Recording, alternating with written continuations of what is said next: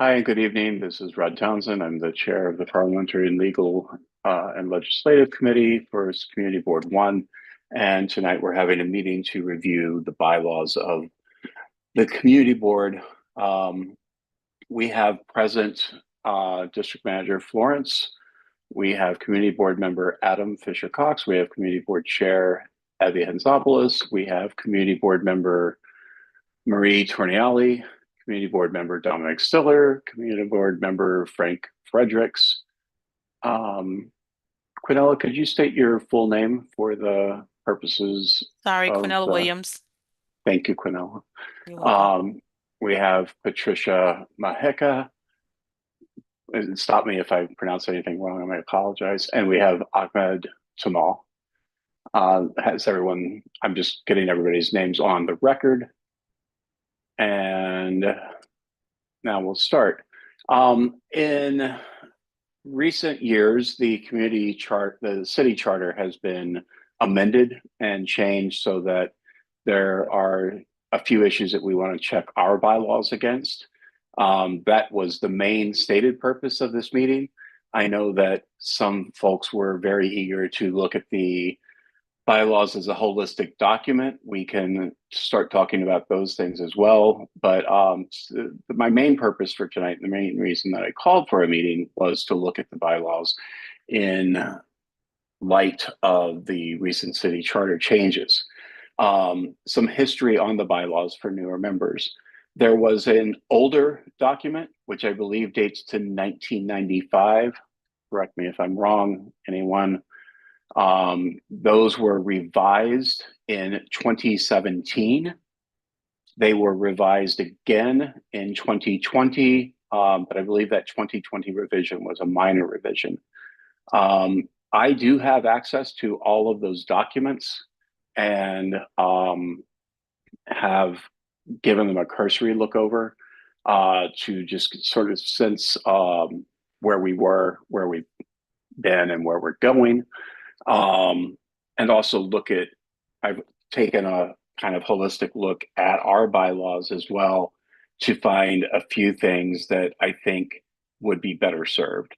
So on my agenda for tonight, and what I have definitely called out, are looking at how our bylaws are affected by the 8-year terms that have been prescribed by the city charter.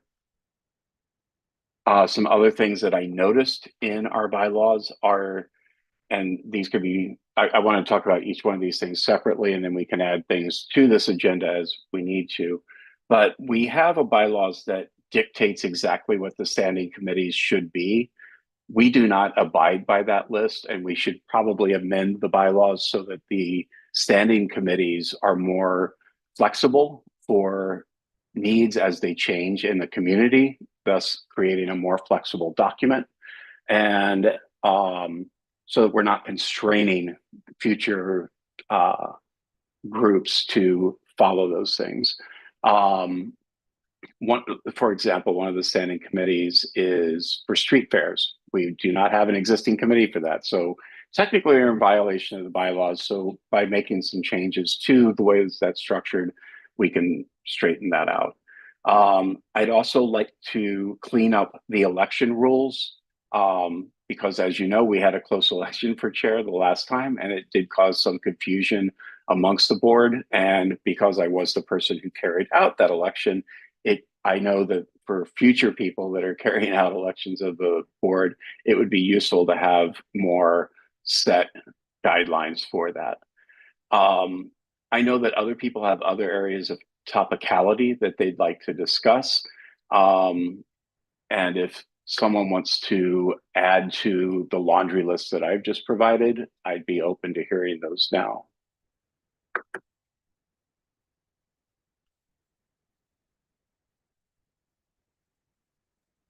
I mean, I have some, but I'd like to just see if other board members have any things to look at as well. But I agree with everything that you've put out there so far, Rod. Okay. Similarly, I would say there's a couple of. Okay, there is somebody with their hand up. If sorry, I didn't see that. Abide by typical Zoom protocols. Bishop Love Group, if you could tell us who you are, because I don't know exactly who Bishop Love Group is. It's Corinne Haynes. Hi, Corinne Haynes. Hi, good Thank evening, you. everybody. Good evening. I have a question because I came in a couple of minutes late. Did you mention something when I came in? Were you mentioning the items that will be being addressed in the bylaws?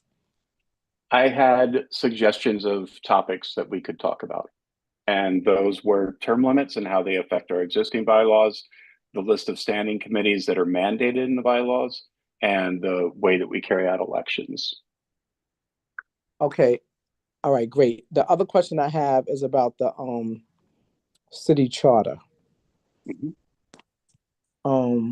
And I was wondering, where do I gain access to that?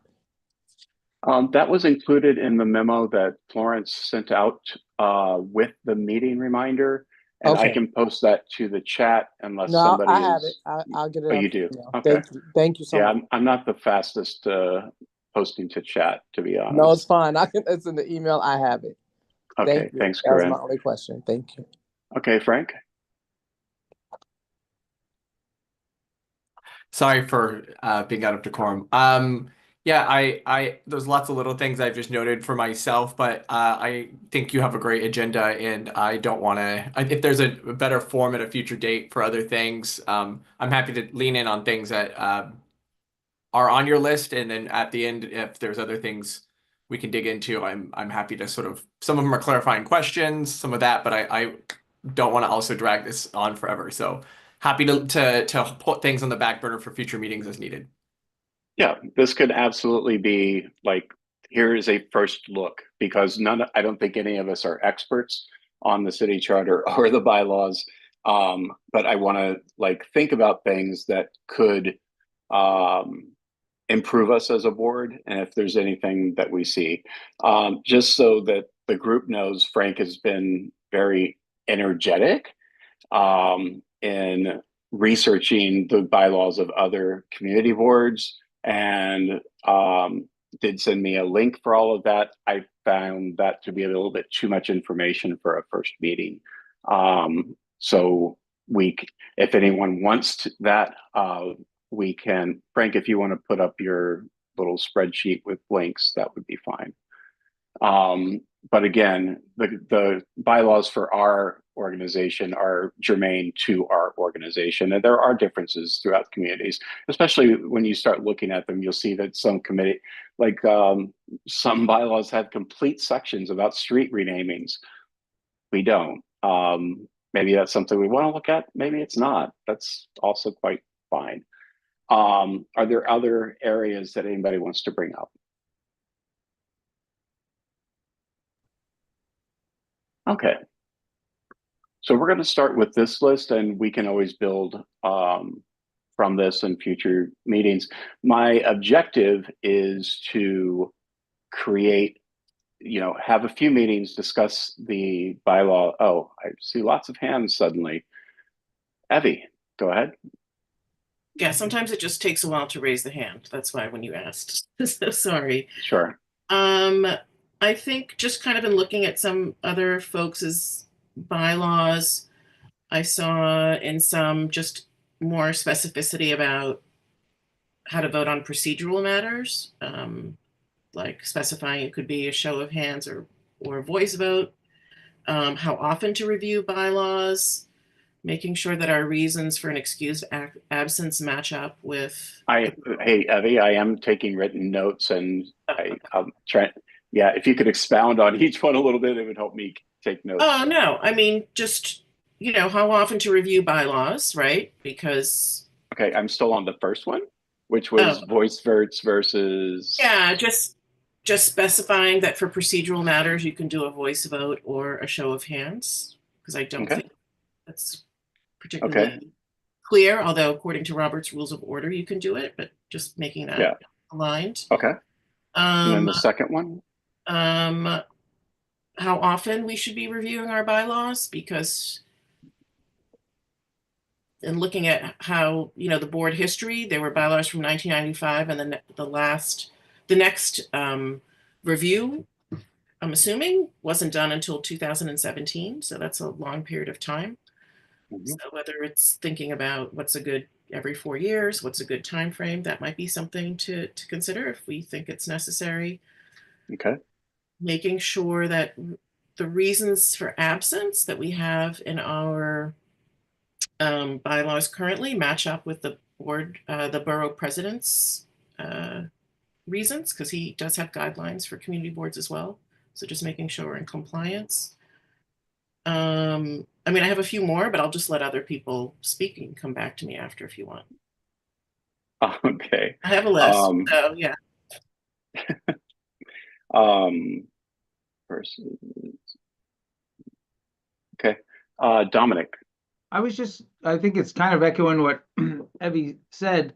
My question was, like, how frequently, or what's your intention on when these bylaws will be formally changed, Rod? When the committee comes to an agreement that we have some, like, I don't want to present like, here's this week's bylaw change. I want to present a package of bylaw changes so that can be looked at, discussed once, and then the board can move to its more prominent issues of topicality. Hi, This is Adam. kind of- sorry. Oh, go ahead. No, finish. I was just going to say this is the start of a work in progress. Yeah, I'm not expecting to submit bylaw changes at the next meeting.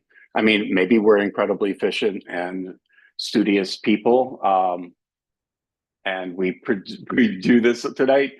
I don't think that happens. I've worked on bylaw changes for some other organizations, and it's a process. And I don't see that we're in an emergency status with any of the topics that we brought up as of yet. So if there is a sense of urgency, it is not in my brain. But I'm open to a sense of urgency if others see one. Hi, Adam. Hello. One thing I feel the bylaws are a bit light on is procedure as it relates to like the committees themselves, and especially to how to put things on the agenda that come, internally, rather than, for example, on transportation, like DOT having something externally to show us what the kind of policy should be for suggesting items for that. Okay, so that's agenda items for committees or for the board overall?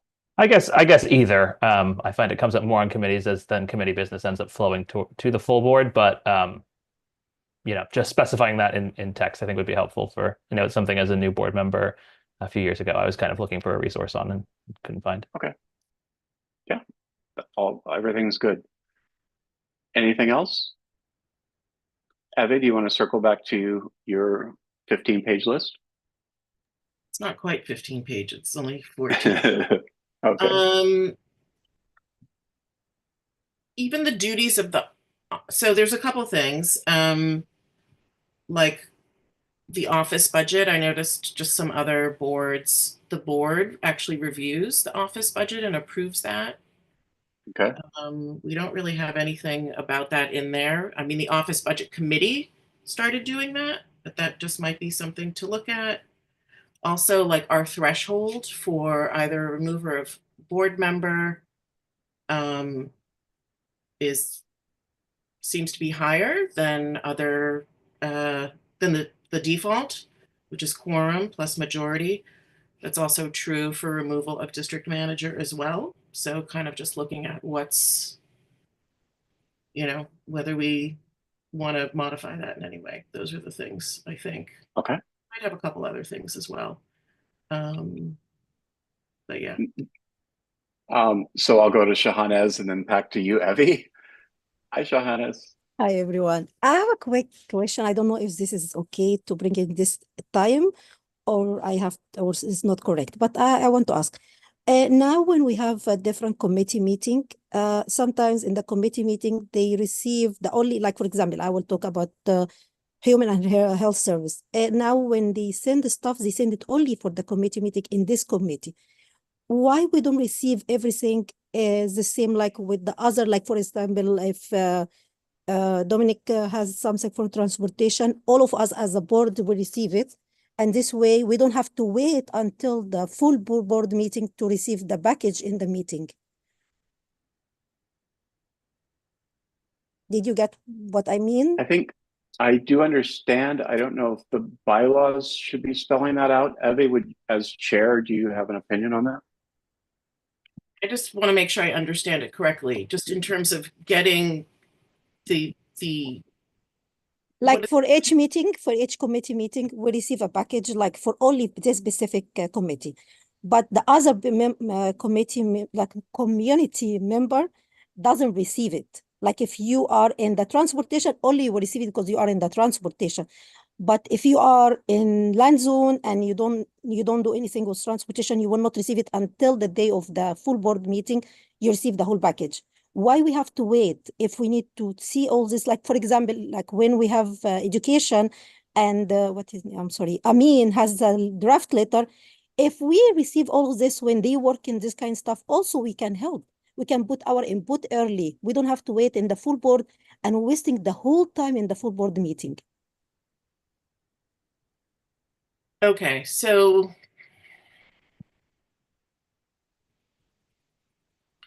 sometimes people don't have whatever it is ready before the full board meeting to present, right? So that, so in that case, they might have talked about a letter during their committee meeting, but the letter is not done. And you don't vote on it if you're meeting virtually. So that's another thing, right? You can only vote on in committee if you're, meeting in person, right? Because of open meetings law. So I think in some cases, a letter just might be discussed, but it's not complete before the full board meeting. And that's when you're going to get it. And that might even be when members of that actual committee get it as well, right? Because it's being done ahead of time. But I see what you're saying, like just finding ways to facilitate, getting information sooner rather than the day of when possible. That's, I think, more a procedural thing, just kind of internally, logistically. I'm not really sure how something like that would be reflected in the bylaws, other than just to say that, information is shared in some way. I don't know. I don't, that's. Yeah, Yeah. I understand some stuff like is take time, but I'm talking if we be able to share with all the community member, it sounds better. Like instead to wait, like only share with this committee meeting, because in the end, all of us work in the same. When we vote, we're going to work in the same committee for like if I vote for education, vote for everything, we're going to vote for all of us, not only the committee members. Right. So anyone can attend a committee meeting, just like right now we have, I think 4 members who are on the legal and parliamentary committee. And ultimately, they're the ones who chair that's why we have committees, right? Because we don't expect the full board to attend every committee meeting. So, I mean, there is a way for people to give input or see what's being discussed or reviewed if they attend the committee meeting. Not everybody can. So yeah, I'm not really sure what the resolution would be for that. I appreciate that you want to get, you want to get info, right? Because you are going to be voting on it. But I'm not really sure how to resolve that. But maybe that's something that we could look into and see if we see it in any other places, for examples, any other boards bylaws as well. Okay, Dominic, I saw your hand up. Was that a mistake? I was just curious if Shahanez was referring to the notifications of the topics of the meeting, because I'm not 100% sure if we get all of those prior. I think we do, but I'm not sure if I just get the ones that are the committees that I'm on. So are the meeting, I assume the meeting agendas are sent to every board, whether you're on that committee or not, correct? Not the agenda board. I'm not talking about the agenda. We receive the agenda, but sometimes with the agenda goes to the full board, right? For every the agenda, the that agenda. that was my question. No, not the agenda. That was my question. Okay, Florence, I see your hand up. So the Friday before any full board meeting, the board office has traditionally sent out all supporting material for whatever the board is going to vote on. So if you have, for example, a ULURP or a BSA or a DOT item, what's going to happen is you're going to receive it on Friday, this is all procedural. This is something that can be changed internally without including it in the bylaws. Normally, this wouldn't be included in the bylaws. What might happen is maybe the board will decide that they want to get the materials Thursday rather than Friday. The only problem with that is it puts pressure on the chairs of committees to get the letters out faster, where a lot of our board members are full-time workers and have other groups that they belong to. So that's why we've always sent it out on Friday. But for example, if we got the stuff in the office sooner, we could send it out to you sooner for review. But all the material you're talking about, Shahnaza, goes out, whatever's going to be voted on every Friday to you, the board members. So anything that the committee gets is still working in progress. Nothing is done. I mean, I'll be honest. I feel oftentimes that I'm one of the few people that reads all the materials beforehand, and it's not like I'm spending a lot of time doing it, but it is a frustration that not every board member takes the few moments necessary to read materials in advance of a meeting. But yeah, I put in the chat the 9 areas of topicality that we have mentioned as a group. Let me know if I've missed anything. But just to review it, I've got 1, how do city charter term limits affect bylaws? 2, standing committee mandates. 3, election procedure cleanup. 4, voting procedure specifics. 5, frequency of bylaw review. 6, reasons for absence, bylaws versus Queensborough present rules. 7, setting, adding agenda items to committees. 8, approval of office/board budget. 9, removal of members, leadership, office personnel. Did I miss anything? I see Florence's hand. We don't work under what the Queensborough president does at this time, nor does any board. Every board has different reasons for attendance. Some boards do not use excused, other boards do use excused. We've used excused for business travel, illness, and such. And it usually is that the board member has to contact prior to the board meeting. There have been exceptions where we accept it after the meeting. Okay. Frank? Thank you, Florence.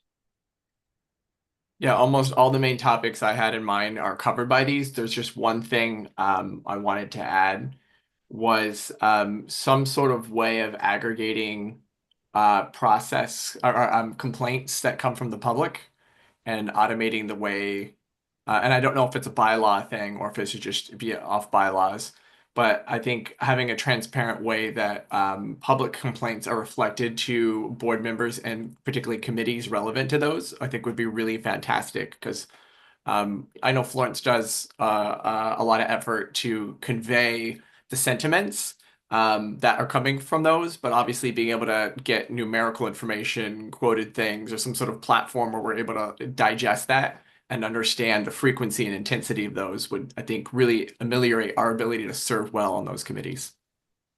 So what I think I'm hearing you say, if I can reword this, is you would like it added to, I think we have a section of district manager responsibilities, and Yep. you would like Number to 3, have a J and K. that's specific. Thank you. Adding to adjusting district manager responsibility to include a report of. Okay, I think I got it right. Okay, Basically, Florence, yeah. I see your hand up. There's a conflict with that with ICE and sharing personal information. At this time, the City of New York and the Mayor's office does not allow us to share information as such. As the board office, we're responsible for constituent services. You as board members are responsible for agency votes. The board members do not aggregate or take care of constituent services. Only the district office takes care of constituent services. So the office staff and the district manager are responsible for constituent services, but you are responsible for each New York City agency under your under your committee. You're not responsible for aggregating or taking care of anything related to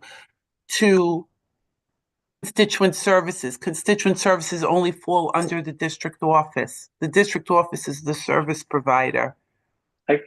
I understand, and I don't think that's what Frank is saying. I think he's saying, like, if you received 15 calls about a pothole on 38th Avenue, that we would be informed. I think that's what I'm hearing. Precisely, anonymized data that just informs frequency, intensity of public comment. Okay. It would be very important for budgeting, but we can talk about it. I don't want to open the subject Okay. now. We Yeah. can wait until we get to that point Yeah, of the agenda. yeah, this is a future agenda item. It's a topic of interest. One second. I'm just adding a number 10, reports from office. It's generic text, but we'll flesh it out. Maria, I see your hand up. I was just going to say what you said, Rod. I think, Florence, that report just needs numbers. We don't need names. So there's no issue there with ICE. Okay. Okay. So we have a list of 10 items. That's too much for us to cover in a 1 hour meeting. We've got about, I'm trying to keep it to 1 hour. I know that some people could talk about bylaws until midnight. I am not that person. So I would like to, looking at this, there's a few things that we could look at without researching this, like not doing deep dives on other people's bylaws, not doing deep dives on the history of bylaws, and not looking too deep in the city charter. And I think we could maybe make some headway on the standing committee mandates. That's kind of an easy one. And I think voting procedure specifics we could get through tonight. No, sorry, election procedure cleanup.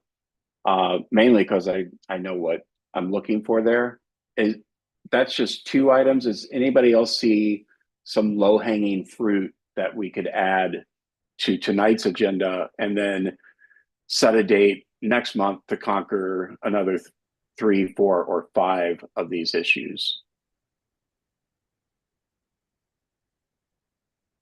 I'm expecting a hand from Evie because I'm surprised not to see it. I mean, I can if you want, but why don't we start with those? Okay. So standing committee mandates. Oh, I feel like I can control the little page that's below me, but I can't. Florence, could you scroll down in the bylaws copy that you have on our screen here to the mandated standing committees?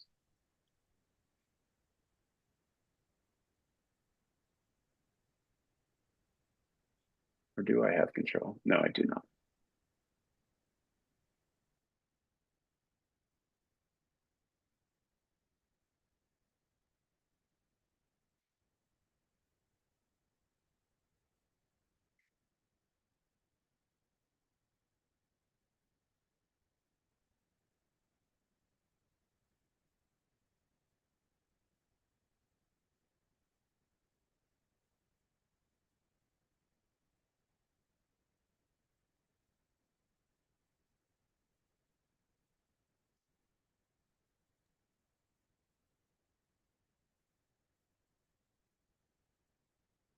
There we go.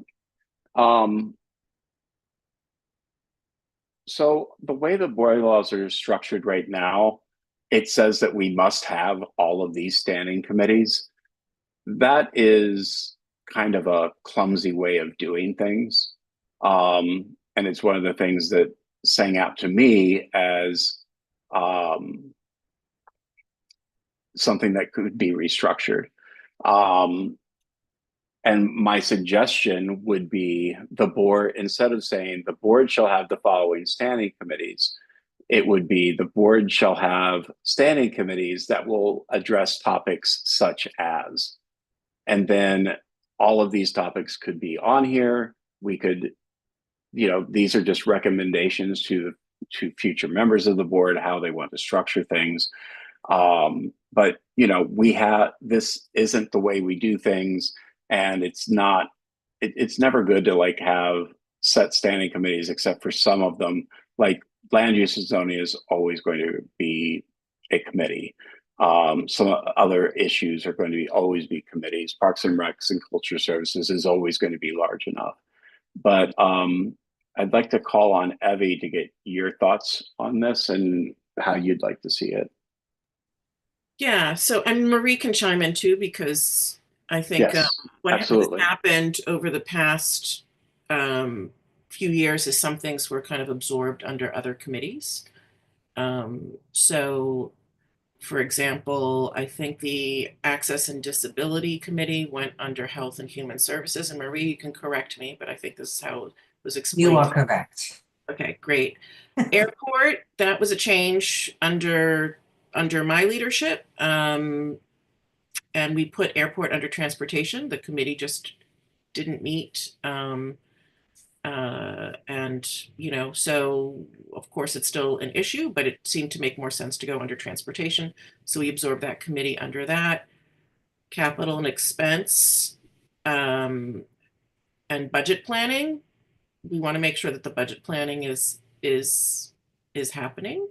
So that kind of got off the ground this year. We definitely, I think, need to keep that as well, because that's one of our key responsibilities. We have, I think we call it business and economic development, not community and economic development. When I was chair of it, it was community and economic. Okay. I think it was business and economic development when I came in. Okay, but, cool. At least on the list of the committees and the different members. Okay. And I could be wrong. Yeah. Just guessing. So consumer affairs also includes cannabis now, and we just changed it to add licensing as well, because we look at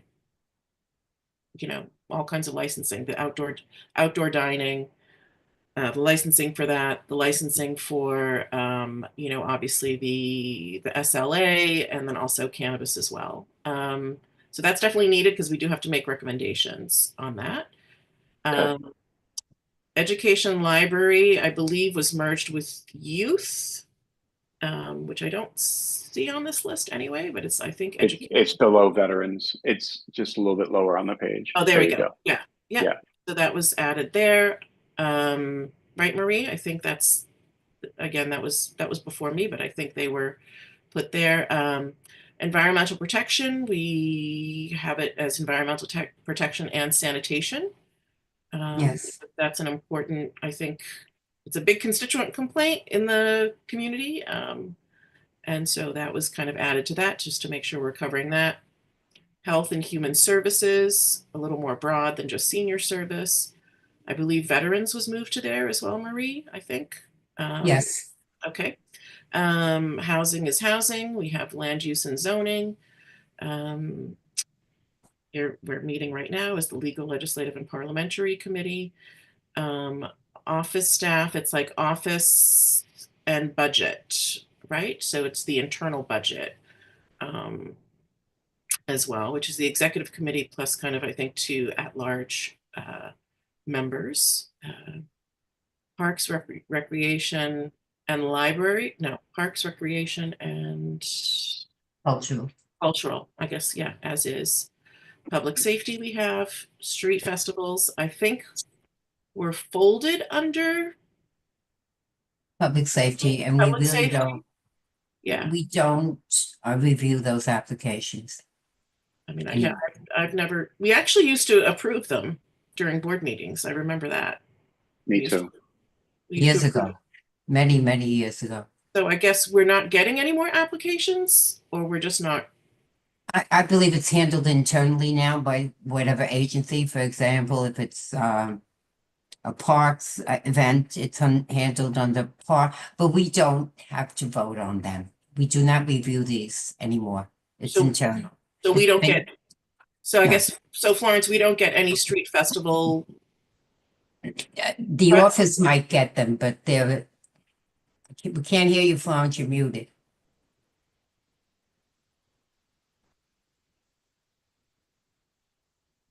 Florence, you're muted. Okay.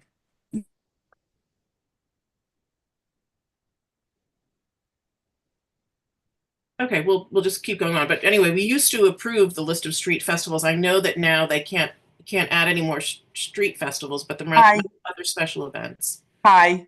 So there are certain jobs and tasks that have always been under the district manager.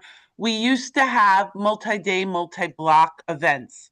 When we had the multi-day, multi-block events, that was the one thing that the board members voted on. Those were all grandfathered in. There are no more multi-day, multi-block events allowed, and the ones that are allowed are in perpetuity. So those are done through the board office, through the district manager, the same way a lot of the letters going to state liquor authority were done by the district manager, the same way a lot of letters going to DOT are done specifically by the district manager because the district office is an agent of the city of New York. Because allegedly, the way it works is that not only does the district office work for the board, but the district office works for the people of the community. Well, I don't think that necessarily means that we don't review those things. But anyway, You don't that's review again, them. It's not an item that the board members review. They're grandfathered in. They're permanent in perpetuity. Board members do not review them. so no street closures come before No, the board anymore. None? no, for years. Decades. A decade. So just DOT handles it. No. It's Street Activity Permit Office. It's now called, I think they just changed the name, Event Management System. I think that's a new name. So none of that goes to the board office. It goes to the board office. It doesn't go to the board members. It's in perpetuity. It's grandfathered in. Okay, I'll follow up with that separately because sometimes people will. Okay. Can I just say, Marie, can you help me with this? no, I just want to say, the street fairs are different, Florence. The street fairs are grandfathered in. No one is permitted to put in a new street fair, multi-day, multi-block application. Done. Done. However, Correct. I'm pretty sure aren't there some others? Do open streets go before you? No. No Yes. more? Yes, they do. Yeah. Yes, they do. But they're automatically approved. Right, they're not approved The by open the street board. is They always would be, approved Okay, by the so by district whom? office.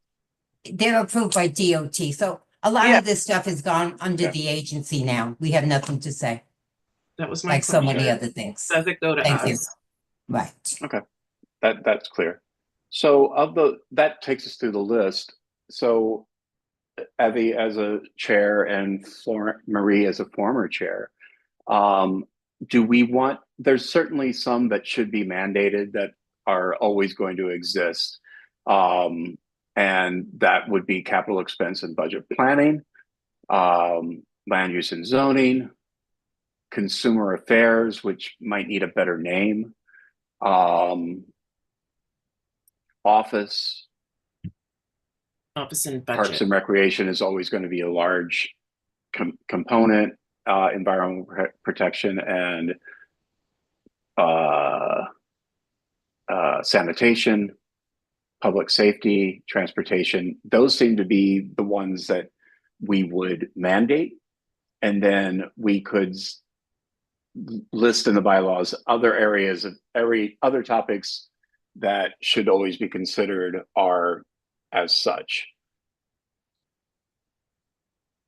Would that be, are you following me? I realize I was kind of a little scattershot on that just now. Yeah, I think the committees that we have, like, I wouldn't drop any of the committees that we have now, but maybe it's written that the board has the flexibility to modify or adapt. Do you know what I mean? Okay.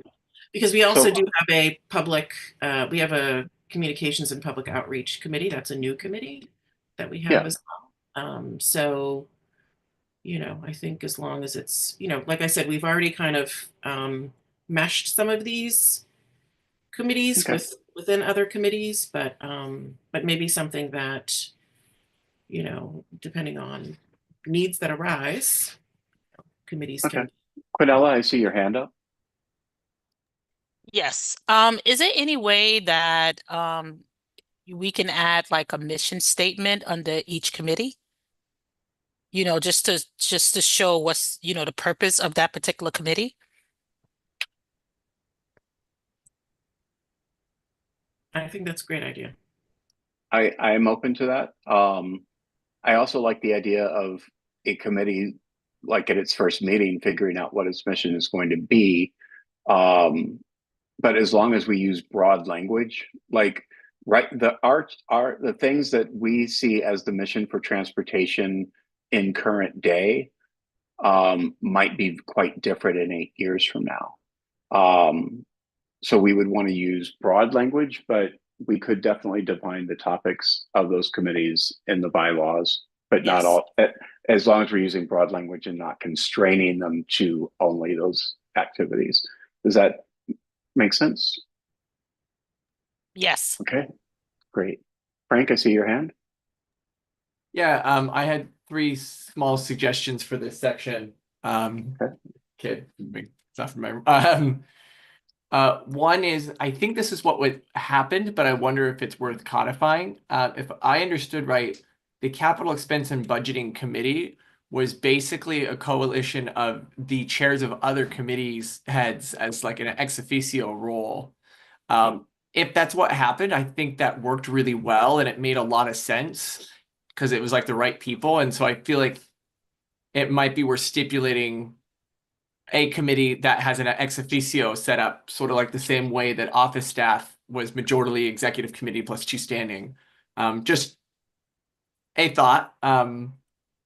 Next, even though community and economic development exists today, Actually, yeah. Yeah, Frank, let's discuss these one by one so we're not Okay, no problem. bouncing around. Again, Evie and Marie, I'd like to lean on to you and your thoughts as to Frank's first mention there. Marie, is that how it was kind of done before COVID, where it was each committee chair? That was part of that Before committee? COVID, correct. A few years before COVID, Yeah. yes. I mean, I think it makes sense to have committee chairs on that committee who best knows what they need. Right?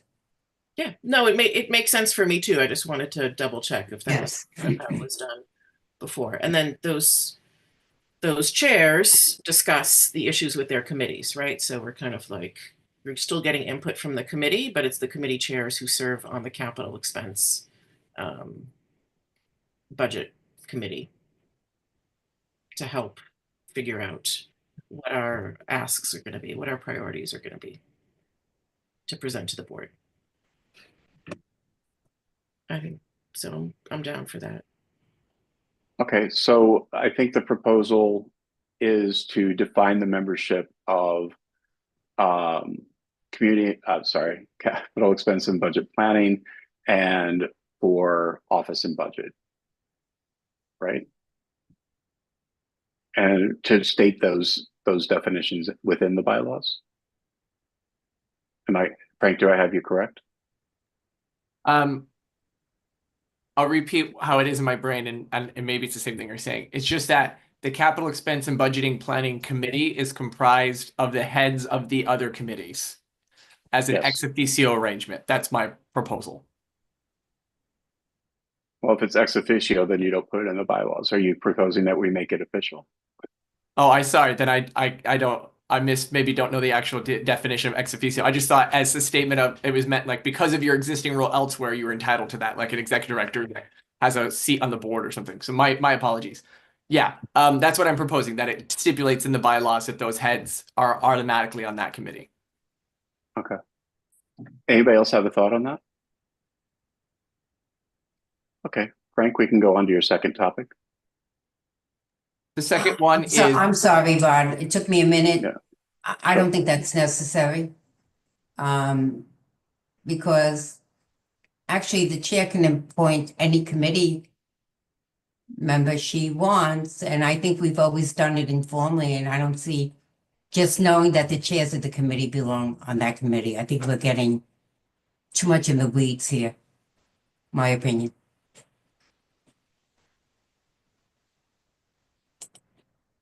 Other thoughts?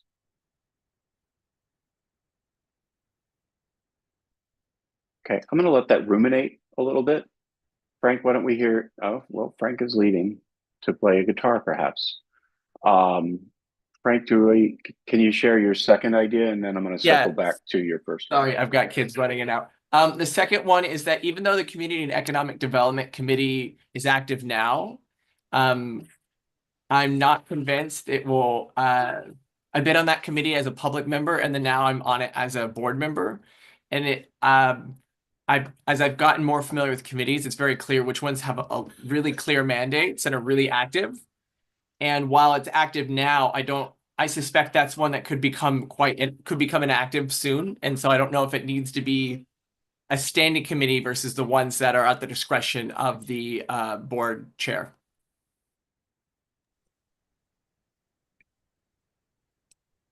Florence, I see your hand up. Normally, our board has 50 members. All members must be on a committee, whether the committee is active or not. In the past, committees were not active. A committee would be active as necessary, as deemed necessary. If an agency came and had an item that had to be discussed with the committee, because you're an advisory board, the committee would meet. If there was nothing to meet about, the committee did not meet. That has changed over the years, and the meetings have become something else. But because of the number of membership, you need to have a number of committees in order to accommodate having every board member on a committee. And also, not all board members want to be on busy committees. Just food for thought. Okay, Marie? Okay, I have food for thought on this one as well. I think we could sort of put consumer affairs, as you said, that's a misnomer for that committee. It really handles business affairs. And I think other boards have a consumer affairs and business something. We'll have to think of the word. I don't think that committee is necessary either. It's never worked. You remember that, Rod? I mean, from years ago. Yeah, I am actually a former chair of that committee, and I tried to take a holistic approach to it and kind of explain what economic development really is versus, just helping businesses get things off the sidewalk or whatever. But it didn't really spark a lot of fire amongst the membership. So, whether that's a standing committee or not, I think that's more of a topicality, and it's, maybe it gets meshed in with other things, or even you separate the business from the economic development, because there's actually two different aspects to that. If we felt there was a crisis among small businesses in our area, we could easily make a small business committee that specialized in one specific thing. Or if we were really wanting to put a focus on getting big box stores in, which I hope we're not, we could make a committee for that as well. So I hear you, Frank, but that wasn't amongst the list of mandated standing committees. It was going to be amongst the topics as we discussed it. Dominic, I see your stand up. You're muted. Unmuting. Okay. So just a quick comment on where we're sliding to. I think that even if we don't align our committee divisions according to city agencies directly, I think we should still keep a direct connection to the city agencies, like, economic affairs. That's right. That's a city agency. So somewhere, I think in our subcommittees, we should still have a pathway to discuss things that come from a specific agency, even if we don't have a committee that's directly mirroring that city agency. Does that make sense? Yeah. And, again, my point is that right now we have a bylaws that's mandating these committees, and we're just going to loosen up the structure a little bit. So, if small business services comes in and they have something that might be appropriate for, a community and economic development or a business committee, like we'll let the chair decide where that is supposed to go, is my thought. Makes But sense? I think it may I reply? I think it may be. Yeah. I don't know if the chair wants to do that, and I don't know if it's so important. I suggest that there be a default path to a certain committee, and the chair can say, no, I don't want that to go to parks, it should go to transportation. But when issues do come in that are directly linked to one of these minor city agencies, I still think we should have a default parallel or a default path to where they get discussed initially, just for structure. Like we could change the name of 6 of these committees and it won't even look like the city agencies anymore. And I don't think that's a good idea. So maybe some parentheses here, maybe like transportation parentheses, if there's a city agency for, it's a port authority, so I don't know, or just some type of explanation somewhere. It doesn't have to be in the bylaws where we know what, that there's a parallel. Okay, point taken. Marie? I'm going to go back to consumer affairs being a misnomer. And the reason it's called that, and somebody can correct me if I'm wrong, because years ago, the outside cafes and a lot, they went before consumer affairs. They do not any longer. So I really think rather than consumer affairs, and we can look at the community boards, that's really business affairs. It really is. Because what are we looking at? Liquor licenses, cannabis licenses, and outdoor dining. And they're all handled by different agencies now. That's my thought. Thank you. In the chat, I don't know if everybody looks at the chat. I know I don't. But I just noticed that Abby put a really helpful link to Committee Board 6's bylaws, which kind of approaches standing committees and committees in general, kind of in the direction that I'm suggesting. A beautification committee. I want to be on the beautification committee. I would like to be beautiful. But sorry, that's if you're looking at the Community Board 6 bylaws, that made sense. If you're not, it did not. But that's taken under good advisement. Florence. Marie is 100% right with what she said. In the past, all of the sidewalk cafes were done underneath the Department of Consumer Affairs, which isn't even called just the Department of Consumer Affairs anymore. And so it would make more sense to change it to a business type of a name. She's 100% right on that, because we have 3 different agencies now involved in the 3 different licenses that are occurring. So even just a simple name such as licensing committee would be fine.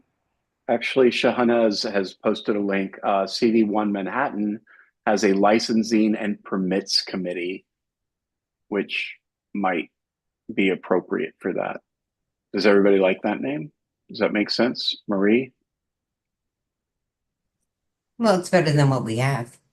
You Yeah. can percolate on that one. Okay. I will dig deeper into the link that Shahanaz sent. But Frank, I think you had a third item that you wanted to bring up. One final item that I actually don't suggest, but only wanted to report back in some of the research I did. Another community board in Queens, and I don't remember which one, they have a joint transportation public safety committee. Now, on one hand, there's a lot of overlap, and I can see why they've done it. Ultimately, I'm not in favor of it because I actually think it's very healthy to have, even if the topics were completely overlapping, having, 2 separate leads or 4 people leading those committees and all the people in them. I think they're such big topics that ultimately they benefit from being carved out separately, and they just will communicate a lot.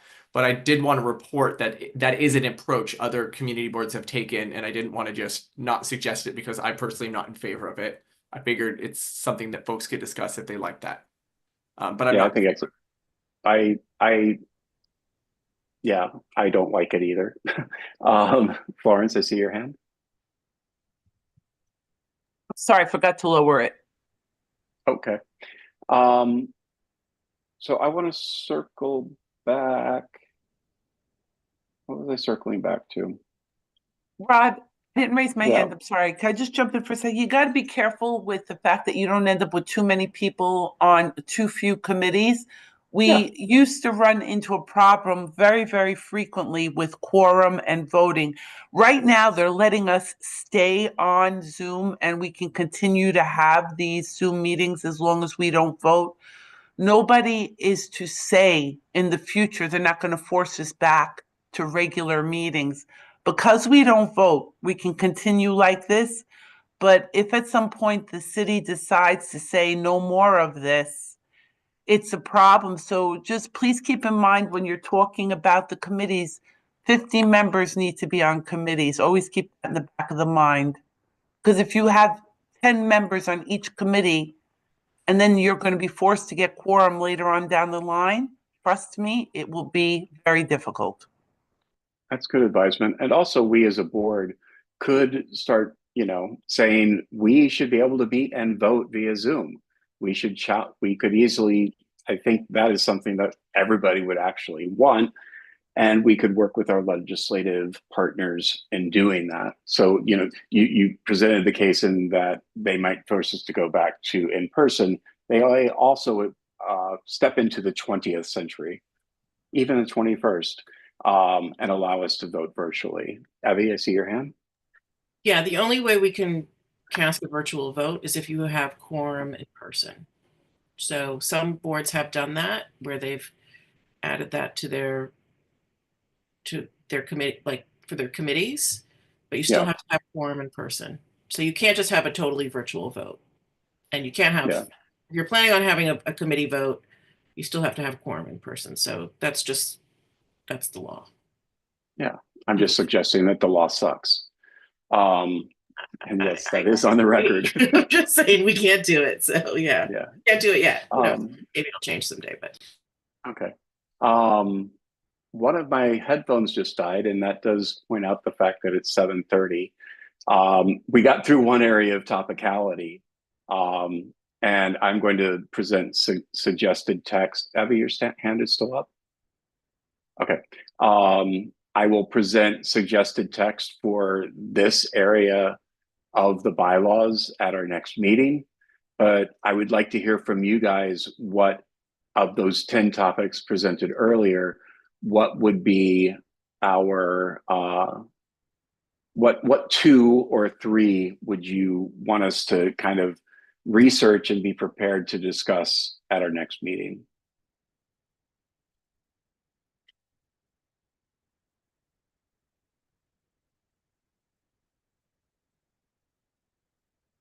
Frank has suggested in the chat that 1 and 3 be up there. Dominic, I see your hand. Muting. I'd like to suggest discussing the majority of them all. I am interested in the modifying the removal of board members, conservative ratios down to what I think is the New York City default standards. So that's number 9. And I also think they've been, I think we've touched on the other ones. Number 8 is approval of the board budget. I need to know more about that, but I don't think that's in the bylaws. So I'd like to discuss whether that should be. So 8, 9.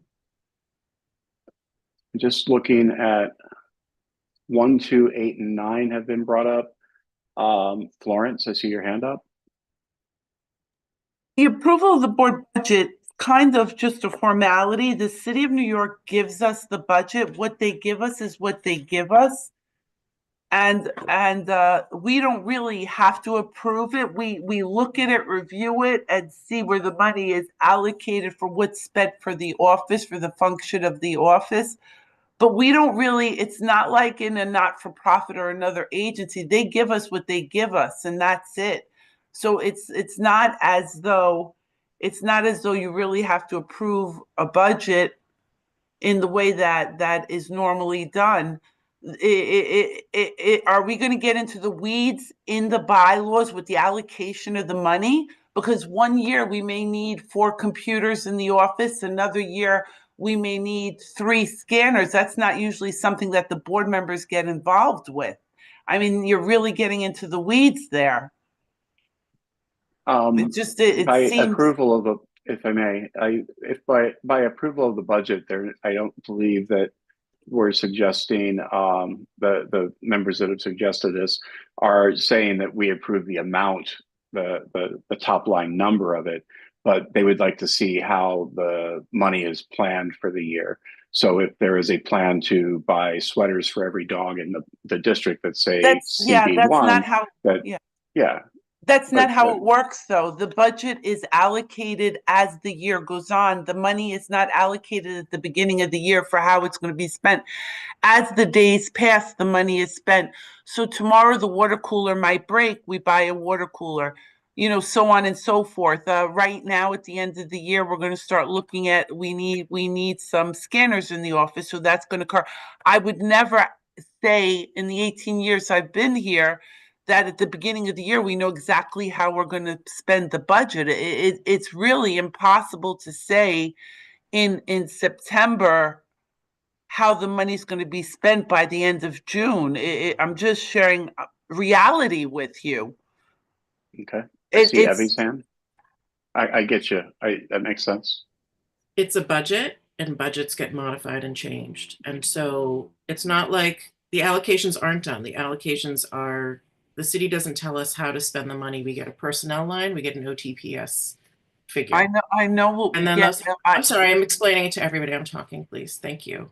So what I'm referring to, the Office Budget Committee has been asking for what the budget looks like, and seeing, asking questions about that. What I'm saying is other boards actually have the full board approve the budget.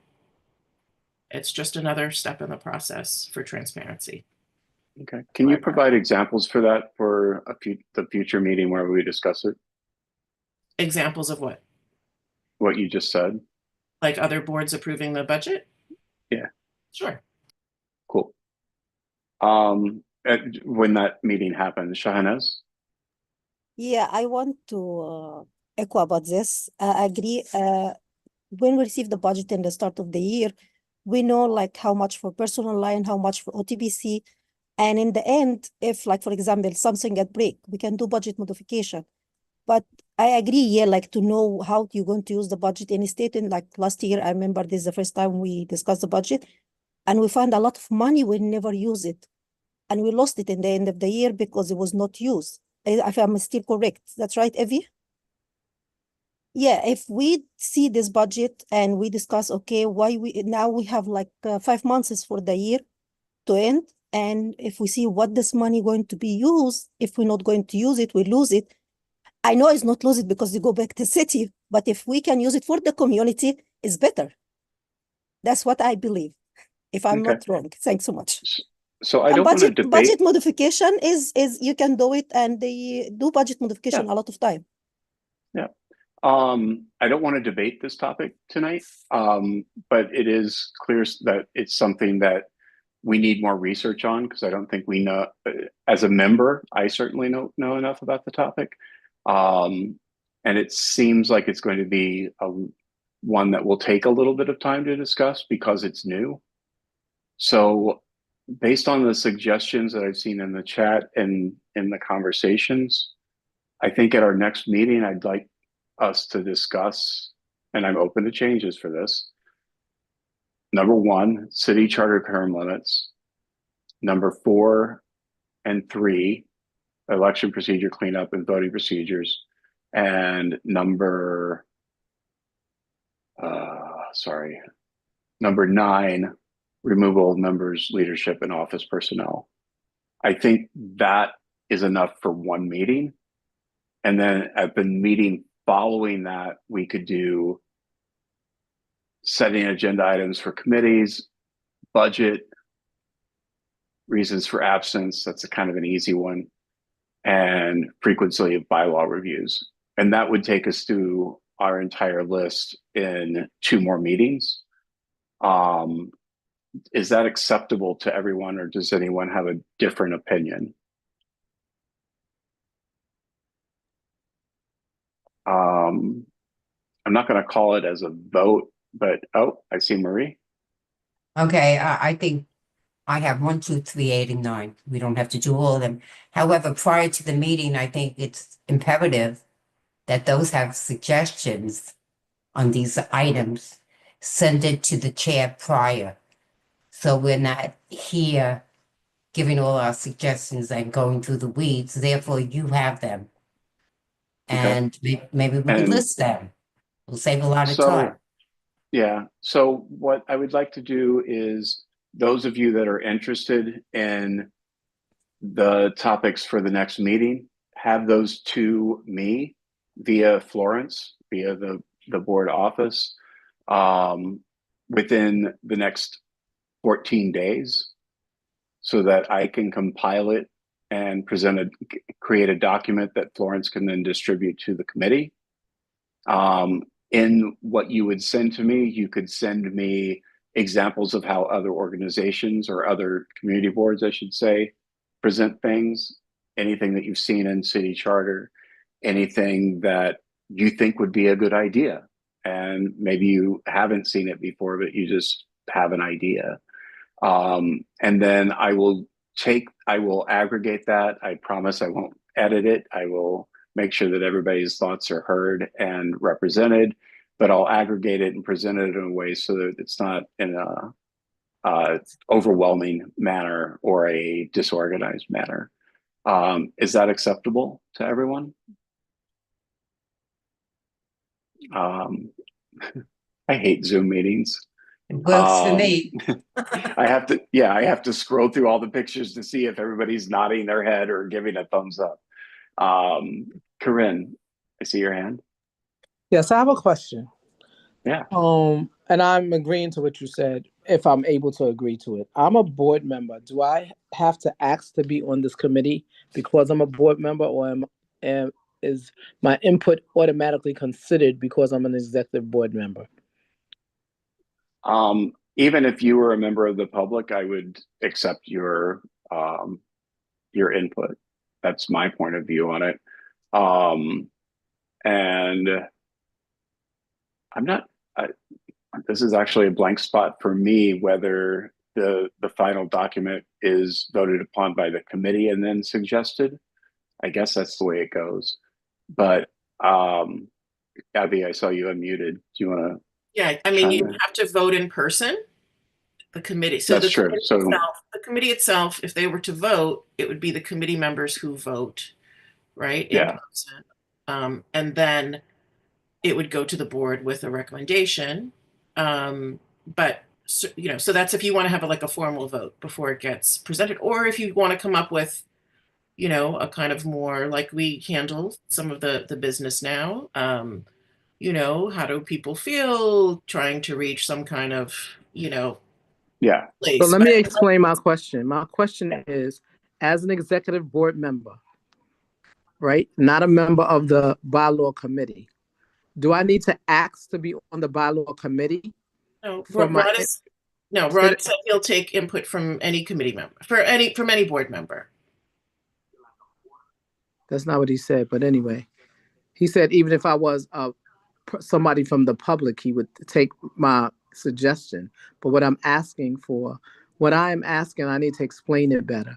What I am asking is, as a executive board member, do I get the same input as a member of the bylaw committee? If not, can I ask to be put on the bylaw committee? That's what my question is. I didn't say that clearly.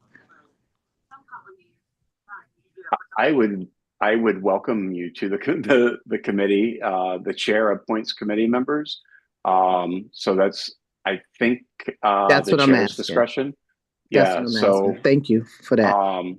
Yes, as a chair, I would welcome you because your voice. I know that you are great. But that's Evie's decision to make, not mine. I don't know what the process for adding oneself to a committee is or not. Tom, I see your hand up. Yeah. Hold on, man. Sorry. Two things. One, I think we're trying to reinvent the wheel here. The bylaws is supposed to be just like it can't cover everything for every situation, for every possibility. It just has to set up a structure and a vehicle to change that structure within the bylaws. Secondly, to answer Corinne's question, every executive board, every executive officer, I believe by the bylaws, is a de facto member of each and every committee. So those are just 2 points I want to raise. All right, thank you for that clarity. I wasn't sure. I thought so, but I didn't want to misinterpret it. But No, that's why I you're asked right the on. question first. You're right on. Thank you so much. I appreciate you all. Yeah, and I apologize as the chair of the committee that should know the answer to that question. Sorry, I don't have every word No down. apologies necessary. Nobody knows everything. Okay. One other thing, and this is my suggestion, my opinion. We're doing this backwards, trying to get everyone's opinion in. I think we need to focus on the board as is, correct or eliminate what no longer applies, and then go to the point of making the changes and improvements. We're just going all over the place. And So Tom, I don't think you were here at the beginning, but that's kind of where we started from. And this is a first meeting. So this is more of a conversation and a starting point from which we can do things. I wanted to make sure that everyone's voice was heard and that people could present ideas tonight. And then now that we've created a structure, future meetings will not be so what's everybody thinking? It will be, here's what's on the table, let's discuss it. All right. Okay, so hi Marie. So sorry to bring this up, but I don't believe that all executive board members are ex officio of every committee. And that's the way I understood it from years ago. I'm sorry, I have this phone that keeps ringing. That's number one. So number two is I understood, Rod, that you were going to take suggestions from every board member here. Yeah. Is that correct? I did. Okay, so in other words, every board member who's here, whether they're on the executive board or not, can make suggestions and can send them. Absolutely. Okay. Yeah. Yeah. All right. That answers. I think Corinne got confused by the public member comment. No, I didn't get confused by anything. I asked for clarity, and I'm then sorry, here goes the Corinne. thing. Here it is for me. I could speak for me. Let me clarify what exactly where I was going with it. Okay. I'm sorry. I absolutely know that we're able to automatically be at these meetings. Yeah, I'm just trying to get clarity on the fact that, and I don't know if Evie agrees with me. I don't believe, and I'm an executive board member also, just by that reason that I can sit on any committee. Is that correct? Again, Evie? to my point. I'm trying to get clarity from Evie because I believe that's the way it was written. Right, but listen, hear me out for a second, Marie, please. The chair of this committee, can you speak up, please? Because I think you said it correctly. It's just that nobody knows everything. We may have to refer back to the bylaw and find it in writing, because if I'm not mistaken, every time anything in reference to parliamentary, you do absolutely know the answer. You always give us good feedback, and but can anybody show it to me in the bylaws where it says that? Exactly what Marie just said, or exactly what Tom just said. Either one, and I'll be good with that. Because I was asking for clarity. and then you said, I believe. I believe is not in black and white. No, that's right. I'm looking for it now, but I can't No find it. worries. Take your time. That I'm that's doing the one thing. same But the thing. other thing is, I'm looking too. I'm trying to get clarity on the fact that Rod said anyone who's here at this meeting who's a board member may make suggestions and send them to you. Correct? Yes. Okay. So then it doesn't matter. But I'm looking that up. Unless Evie, you know where that is. I don't know if you Just do. because you're on the executive board does not mean you're an ex officio on every committee. That's So what I you're thought. not. Okay. Yeah. But finding and writing is another thing. Okay. And if someone wants to join a committee, is there flexibility in that, Evie? I mean, I made committee appointments in April, so again, I'll send out a survey again as we get closer to that. And if people Could want you, to, could you, other I'm committees. sorry, scroll it back to page 5. I'm I not think. changing committees now unless, yeah. Hold But on, hold on. Can I ask a question? Mhm. Is there anything in the bylaws that says, or is that just based on the chair's discretion? In reference to what committee works for you, what committee you're able to be on? That's only by appointment? It's by appointment, yes. I mean, I did survey everybody for their interests. No, I did my best to put people. that's not the question or the point, Evie. I asked one question. I didn't ask how you did your job. That's not a question. We know that because everybody's already assigned. We midway, I'm right here, and I asked the question, and he said he wouldn't mind, so he said he had to refer to you. So I'm asking, is that only at the discretion of the chair? That was all I asked. Yes. Thank you. I see Florence's hand up.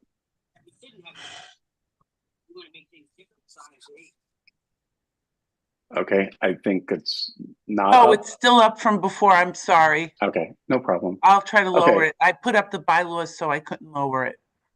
Okay, so here's what I commit to. I will have the language on committees sent out within 15 days.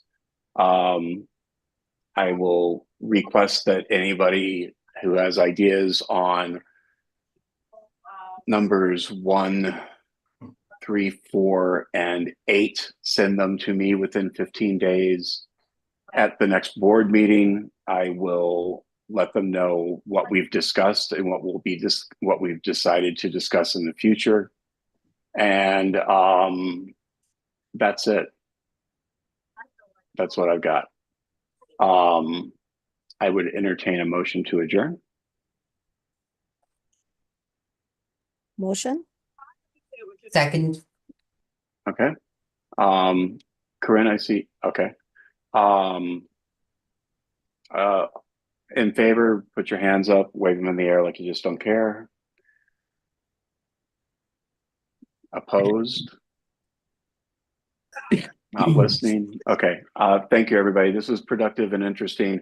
And again, this was the beginning of a conversation, and I thank you all for your input. Thank you Have a so great much. night. Thank you. Have a good Bye-bye. night. Good night, everyone. Thank you. Thank you, Rod.